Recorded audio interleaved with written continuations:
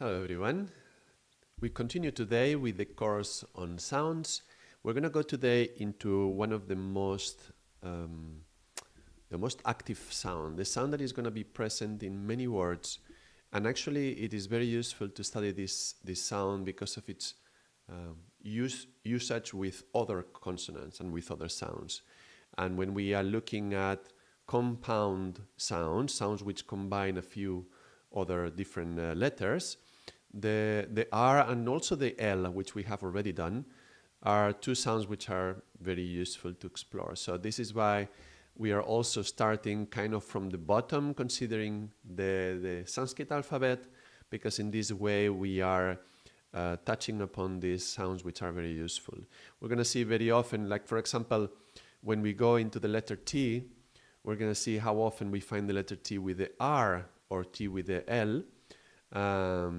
Or well, maybe not so much T with the L, but C with the L or B with the L, like cluster or blow, T with the R, like trip or trek. And if we don't know what the R and the L are, it's difficult to talk about the T or the P or the C when we don't know about the R and the L. So that's why we are starting with these sounds, and later we will go to the others and we will understand better their effect. But today we will talk a little bit also about the effect that the R has on the other sounds, and later we will explore it in more detail when we get to those sounds.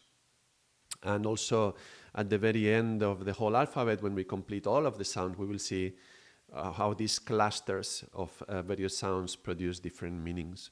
But today we will focus on the R. We did the V and the W on the last day. We were exploring how it's very connected to water. That was also the second chakra according to yoga. The bija sound for the second chakra is Vam, so that was connected to that. Even though it also has like a connection to the wind, yeah, the sound of the air. V produces the air, so it's also connected to the air, and that will be going towards number 4. Yeah, this is number 2 and moving towards number 4 in some ways. And yeah, we will find some of the Sanskrit words with the V which are connected to the 4, like the very word vayus, yeah, which will be like winds in the body. So one thing I didn't mention, we did V and W. In Sanskrit, there is no W. So you will only find words with V. And that's why even though we write Wahuru, for example, with W, from the Indian classical perspective, if you pronounce it, it will be Wahuru. And they don't make such differentiation with the W. So I didn't mention that, and that's why I was grouping V and W and not making it two things. But today we go back to one sound. The sound is R. And the letter R and the sound by itself is defined as a voiced, alveolar, and in English, approximant. We will say in English because in Spanish, for example, which is my main native language, is different. But let's explore both alternatives. First of all is voiced. Just like the last ones we have been seeing, especially all of the sounds which are associated to this, the sounds that are connected to the chakras, these sounds are all voiced, which means that the vocal cords are vibrating. And with the sound of the letter R, that's not an exception, so the sound of the vocal cords is going to be through vibration.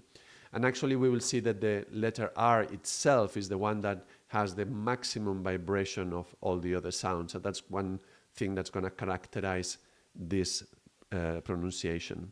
It's also said alveolar because of the area of the mouth where we put the tongue to produce the sound. And in English we call it approximant because the R just approximates the region and then just kind of touches or liberates that region, and that produces the sound. However, it's not the same when we produce it even in Sanskrit or Spanish words. So if we say car, a car,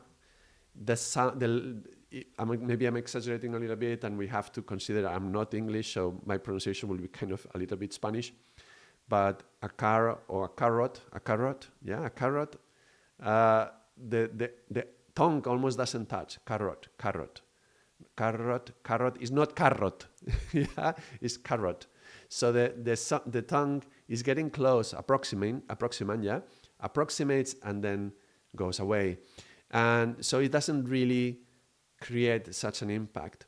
But when we look at the R in Spanish, for example, even if it's not vibrating like what's called trilling, yeah, we have cara. Cara is much closer and produces much more touch. And actually, we have two different R's in Spanish and also other European languages and also in Sanskrit. The one where it taps, so the tongue taps, like cara, like the face, and one in which it rolls, it trills actually is the right word. In phonetics is called alveolar trill. So the tongue goes into the alveolar ridge behind the teeth, and you rrrr, and that's like carro, yeah, cara, carro. So that in English is not going to be so strongly and it's going to be an approximant, but in Spanish it's going to be either a tapping or a trilling.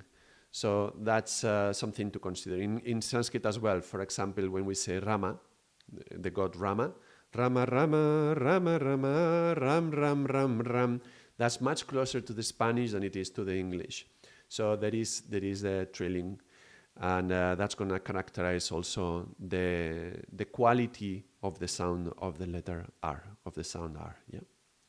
So the thing that is most special about the R is this movement of the tongue. There is no other letter. Sometimes I'm like, am I going to say letter or am I going to say sound? Yeah, but no other letter in the alphabet in which we're going to be producing this high level of vibration of the tongue within the whole alphabet. So the thing that makes that sound different from the others is probably going to convey most of the meaning to that sound itself. So this aspect of movement and vibration and the tongue tapping and trilling, yeah, vibrating very, very quickly and repeating that movement, those words that I'm just saying right now, this repetition and the movement and the action, those are the words that characterize the meaning. And we will explore this through a number of examples.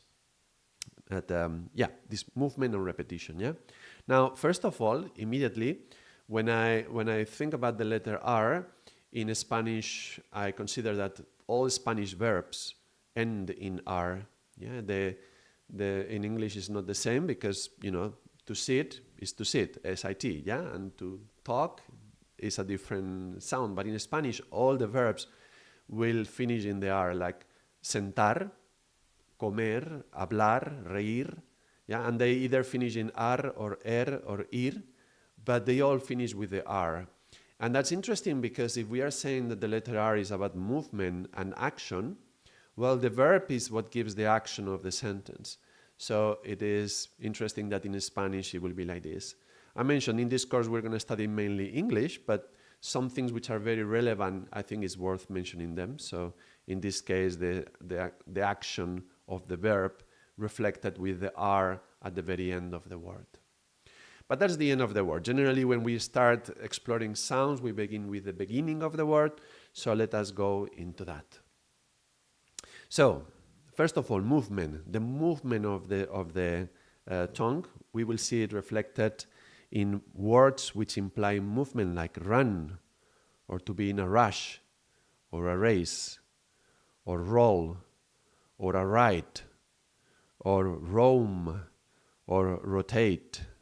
Yeah, there is a movement, yeah, it's a movement. Even if it's rotating or roaming, which it doesn't have a necessary direction, there is a movement.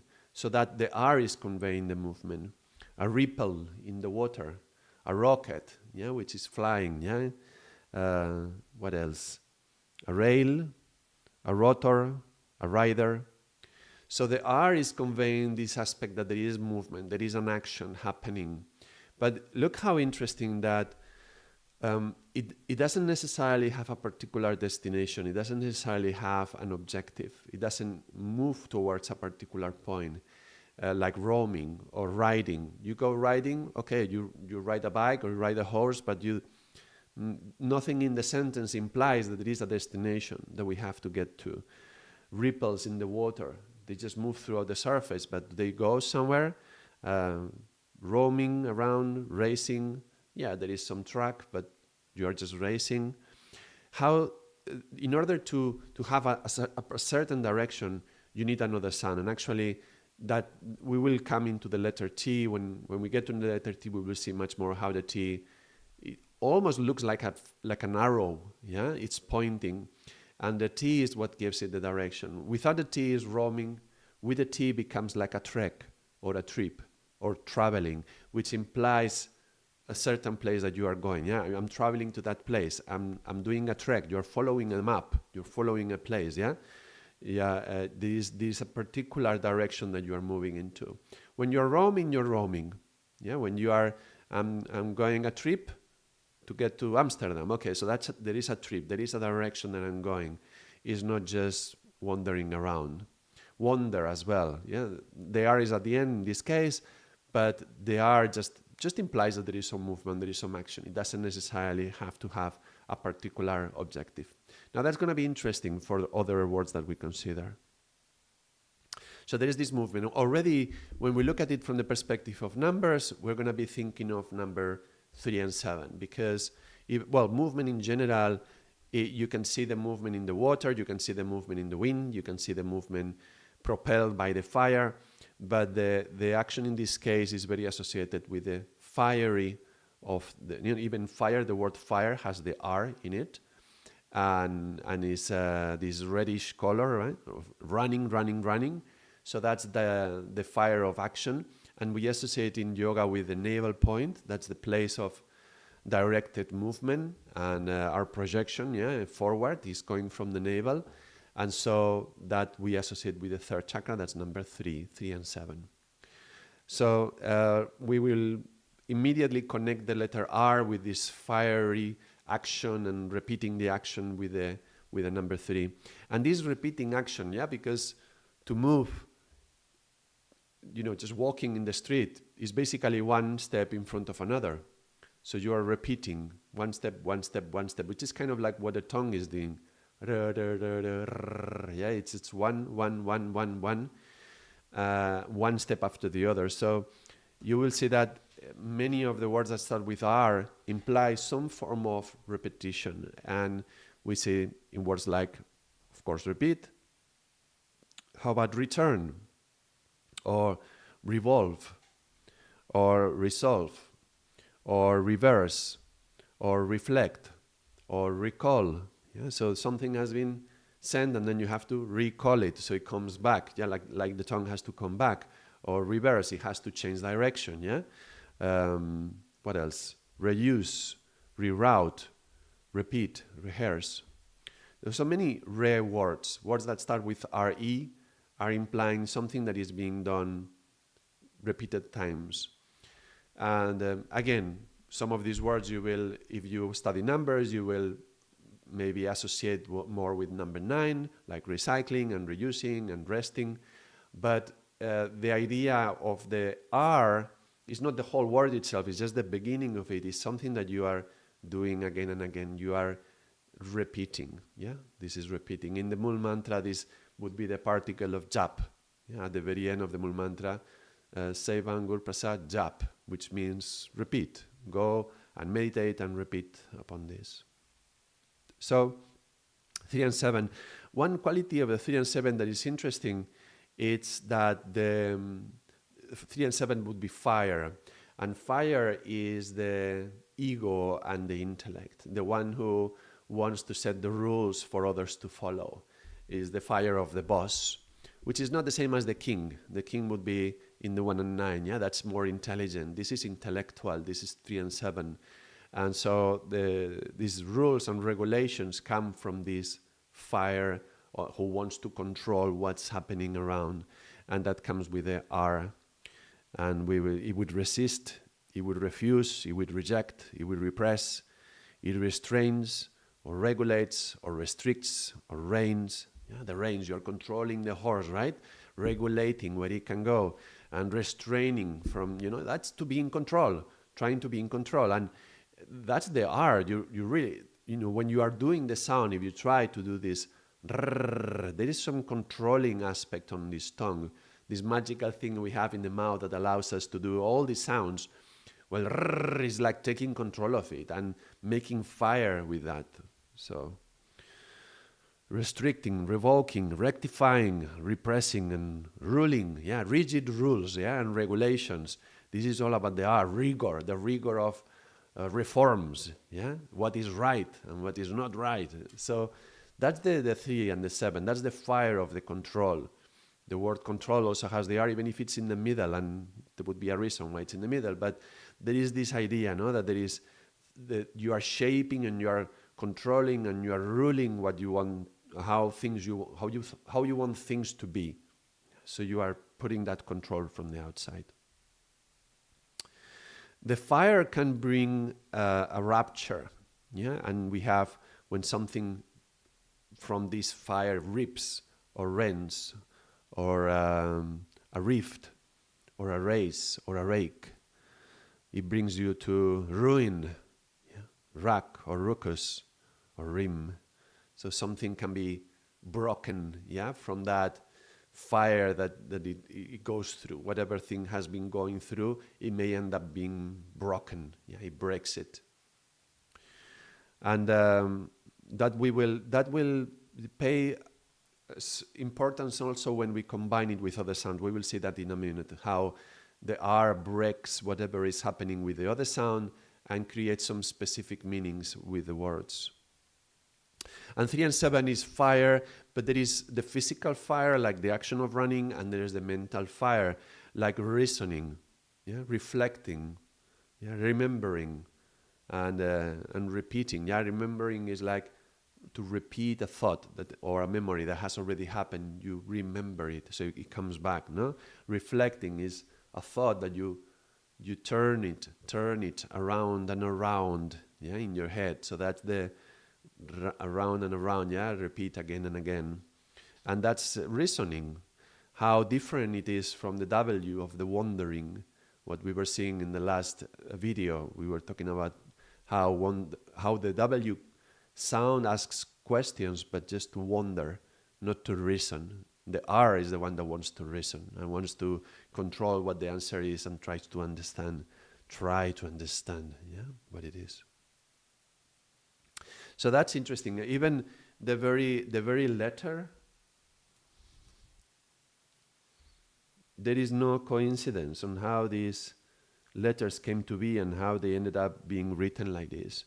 And if you look at the R, there is this big head, like the head of the reasoning, yeah, the 3 and the 7, that's the ego, yeah, which is very forward heavy. You know, if this looks like the vertical spine, like the spine of the letter, the column, well, this weight here is pushing the letter forward. And it even has one leg in front, kind of like running. Yeah, it wants to run. Yeah, it's pushing the element forward. So it's like wanting you to move on.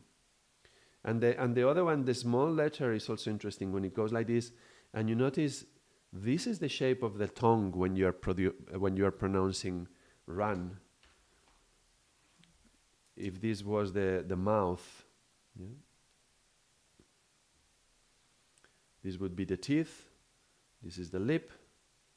This is the nose, and here is the other teeth and the lip. Well, this is the tip of the tongue, yeah, going to the alveolar ridge to create that vibration. So I think that's quite symbolic. Some of the symbols of the letters also in other languages reflect these kind of things. If you look at how the sounds are written in other letters, you can also notice something similar. Well, it does. Look at the R in Sanskrit. It's a little bit small, yeah, but it's basically like this. Did I do it right? More or less. Not so good. I don't know how to write Sanskrit, but kind of like this, which is, you can see the R, you can see the letter R here. So some of the sounds, even with very different letters, you will see how they convey kind of the image of it, the symbol conveys kind of the same meaning, the same feeling, yeah? The feeling of going forward, of running, yeah, or running ahead. So I mentioned that some of the most significant things of the R is the movement, the action, the fire, the control, and the cutting and the breaking, yeah? Okay, so what happens when the R is placed in the middle of the word when it's next to some other consonant? Well, it will have this kind of fracturing or rupturing effect. And we will see how, I just mentioned a few words like before, roaming is just aimless and trick or trap is aimed. But you will think, well, a trip is somewhere you're going from station to station, from stop to stop, from stone to stone. I'm using the ST in a very conscious way here, yeah, because we already did a video on the ST on one point to another point to another point.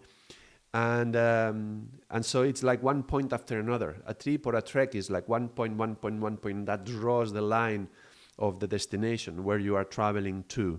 So that's the traveling to. The T is pointing where. We will see the T later on. It's difficult to talk only about one sound. It's easier when you know more. So the more we advance in this course, the more we will be able to play with the different sounds. But let's just see a few very little examples on how the R is going to be influencing. When we get to the sounds later in the course, it will become more explicit and more clear. But when we have the R with a stop consonant is those which stop the sound. So sounds like P, the P, the T, cut, stop. Yeah, you see the P or the T, P, P. You cannot do P, not like the S, or the sh, or the F, or the M, where the sound continues. The stopping sounds are those which stop the sound, like the T, basically B, D, and G, and P, T, and K. Some are voiced and some are voiceless. So that means some of them, the vocal cords vibrate, some of them, the vocal cords do not vibrate. So what happens when we associate the R with the two of them? Let's start with the voiceless, when the vocal cords do not vibrate. So we will have the P, T, and K. Well, when we add the R afterwards, then this is a breaking or a rupturing that is non-iterative. It means it doesn't continue many times. It's broken, but it doesn't continue many times. Like, for example, when with the letter P, which is one little point, we will see the P later on, the P with the R, P without the R is like a point. P with the R is like a prick. So the R, there is some fire in it, and there is some breaking in it, and you are like pricking, you're breaking the skin to prick and to produce some blood. This is when the magic starts to occur, yeah? When we notice the different sounds getting together, yeah? P by itself is just one little point. P with an R is pricking, and it's piercing, yeah? In this case, it's P with a vowel with an R, piercing. But yeah, it goes through something, and then something is broken, yeah? So pick from a pick to prick. Yeah, it pricks, it breaks something. Like take, just with just the T, you're just taking something. When you are trimming, you're cutting something, you're breaking something. And that's it, it's broken and that's it. It doesn't have to be something that you repeat again and again and again, but you are breaking something and that's it, you stop it. And how about a crop, where you just, you get the crops, you get all the vegetables, and that's it. Yeah, you break the stems, and then you get the fruit, and it's over. Yeah, the crop is finished. Or a crack in the wall. Yeah, something appears in the wall, a crack is broken. It doesn't have to be necessarily something that is repeating again and again. It's just one crack in the wall. And now, these are with the P, with the T, with the K. These are with the stop consonants that are voiceless, meaning that the vocal cords don't vibrate. Now notice the difference when the vocal cords vibrate. Those will be the B, the D, and the G. A branch. Yeah? The breaking that happens in a branch, we have a stem, and then it branches into two, and that branch branches into two again, and another one branches into two again. So it's a breaking that it's repeating again and again. Of course, doesn't happen with all the words. The very word break doesn't have to be something that repeats many times. But branch is interesting, or we call it the daily bread, right? The bread of every day. That's separating into, we have bread today, we have bread tomorrow, we have bread the next day. So that's something that is supposed to be repeating. Or breed. Yeah, a particular breed is something that has been, you select the right,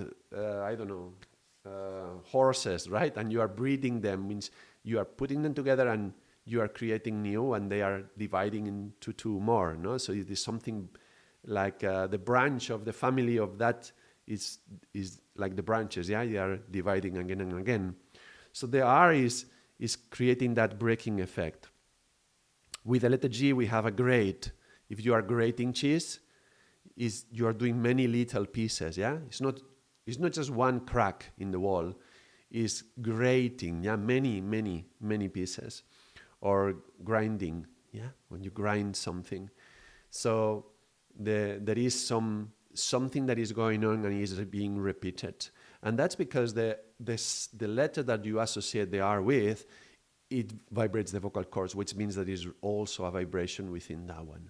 So the R cuts, but the sound that you put before depends whether the cut is only one time or it's repeating.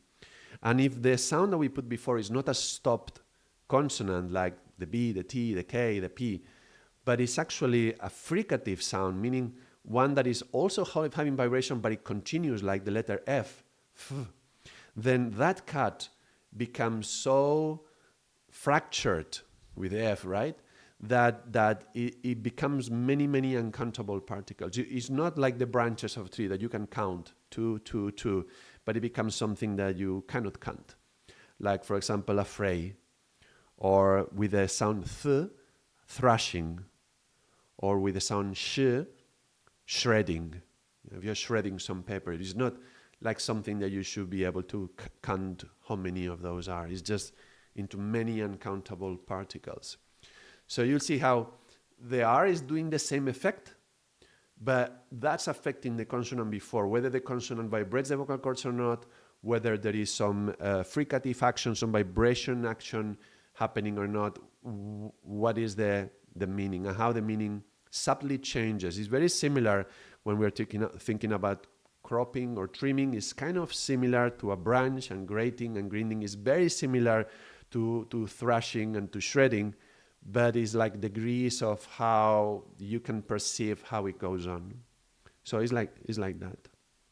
A few more examples of this.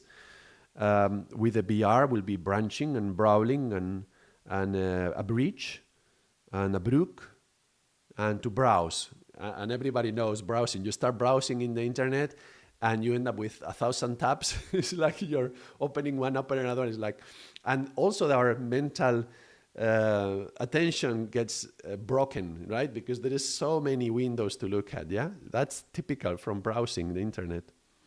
With a D, it will become dredge and drilling. With a G, like a groove, yeah, or a grotto. With a B, we already saw branches and breeds, and the D is drizzle and dribble and dripping.